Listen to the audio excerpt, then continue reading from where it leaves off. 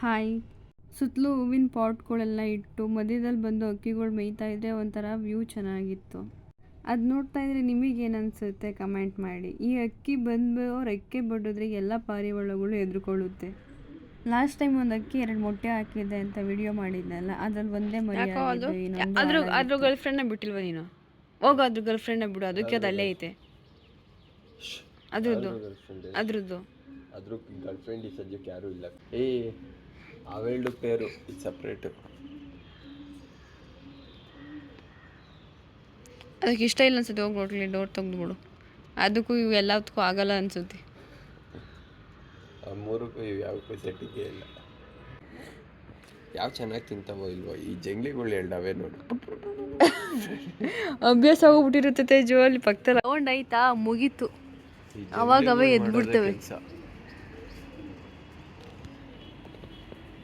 ಇದೀನಿ ಯಾವಾಗ ಇಳಿಯುತ್ತೋ. ಇದು ಆರೈತಲ್ಲೋ.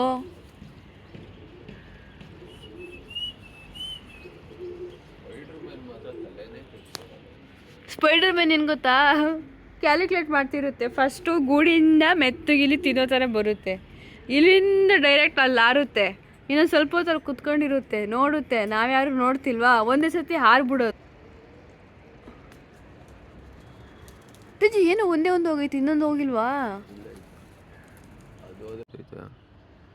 ಒಂದಕ್ಕಿಂತ ಒಂದು ಕಾಂಪಿಟೇಷನ್ ಮೇಲೆ. ಇವು ನಮ್ಮದೇ ಅಲ್ವಾ?